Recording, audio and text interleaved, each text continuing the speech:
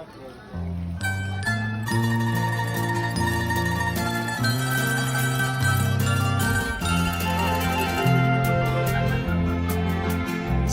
gitna ng dilim, ako ay nakatanaw ng ilaw na kay Panglaw.